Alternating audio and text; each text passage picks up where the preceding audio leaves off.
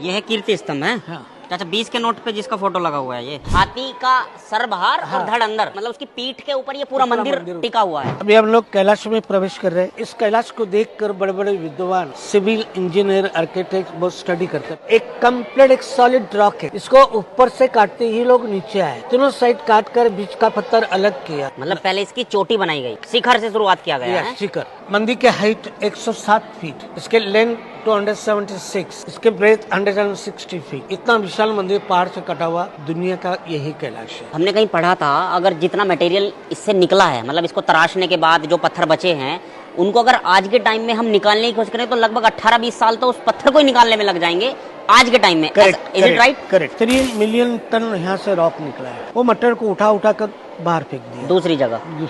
छन्नी हथौड़े से ही काम किया है। तो कई साल लगे ना। कितने वर्ष लगे होंगे सर? इसको 150 साल लगा। 3 मिलियन टन मलबा, यानी 30 लाख टन मलबा। अगर आज के टाइम में ट्रैक्टर ट्रॉली लगाकर इस मलबे को बाहर निकाला जाए तो कम से कम 16 से 17 साल इस मलबे को सिर्फ बाहर निकालने में लग जाएंगे। वो भी जब अगर हम 20 ट्रॉली पर डे की बाहर निकाल पाए। आज के टाइम में इस पूरी दुनिया में शायद ही कोई ऐसा शिल्पकार होगा जो इस तरह के स्ट्रक्चर को अंजाम दे सके। ऊपर तो छोड़िए, नीचे से भी तराश कर इस तरह का स्ट्रक्चर खड़ा करना लगभग नामुमकिन है, क्योंकि there is no second chance. अगर कोई एक बार पत्थर तराश दिया, समझो तराश दिया, उसमें आपको दूसरा चांस नहीं मिलेगा, क्योंकि ये कोई ऐसा ईंट नहीं है कि एक बार ईंट लगाई, अगर वो गलत लग गई तो उखाड़ कर दूसरी लगा दी। बिना किसी सपोर्ट के 15-20 फीट के छज्जे को रोक कर रखना ये कोई आम बात नहीं है। इससे पता चलता है कि उस टाइम भी हमारे देश का ज्ञान और विज्ञान कितना विकसित था। लंबाई 28 फीट विदाउट सपोर्ट, पूरा पहाड़ ऊंचा खड़ा है। अंदाज नहीं कर पाते कितना वेट और कितना वजन होना चाहिए। इसका शेप आपको लग रहा है चैरियट, रथ की तरह लग रहा है। ये 2 पिलर के पीछे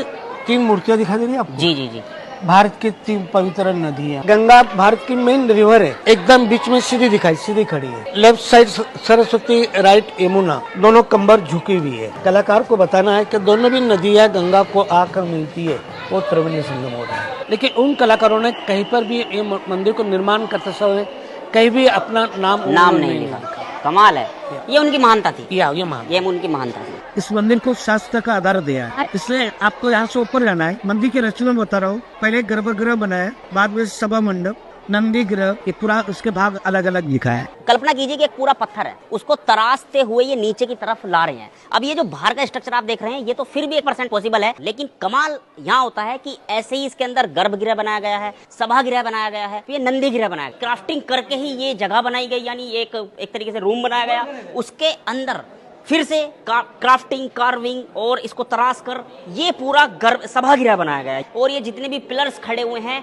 अलग से बाहर से कोई भी यहाँ पे चीज नहीं लाई गई है। उसी एक पहाड़ को तराशा गया है, उसी हिसाब से इसको जो है बनाया गया, गर्भगृह बनाया गया है, और ये भी उसी समय का है। कैलाश प्रवेश करते 2 स्कल्पचर दिखा दे रहे आपको? जी जी जी। ये भारत की 2 पवित्र नदी है, ये गंगा और ये यमुना। ये पवित्र का प्रतीक और भक्ति का प्रतीक है। सामने अष्टदिक्पाल है, 8 दिशाओं के 8 भगवान होते हैं ना, ये वाले ये पूरे।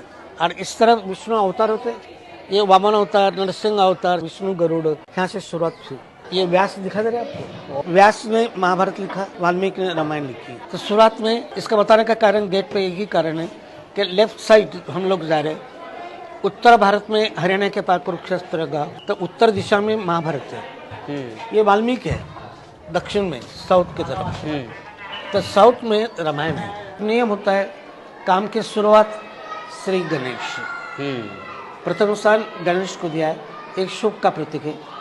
सामने देवी दुर्गा, ये मंदिर का बड़ी सुंदर मूर्ति है। ऊपर अष्टदिक्पाल, 8 दिशाओं के 8 भगवान देवी के मदद के लिए प्रवेश कर रहे हैं। जैसे उड़ीसा का कोणार्क मंदिर है, वो रथ की तरह है, उसको पहिए बने हुए हैं। ये मंदिर रथ के जैसे, उसको पहिए नहीं है।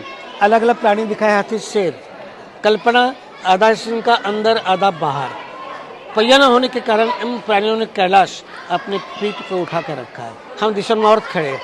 ये दीवार पर जो छोटी छोटी मूर्तियां दिखा दे रही है आपको? जी जी बिल्कुल, महाभारत का दृश्य है। अपन नॉर्थ से उस तरह साउथ जाते, रामायण को देखते।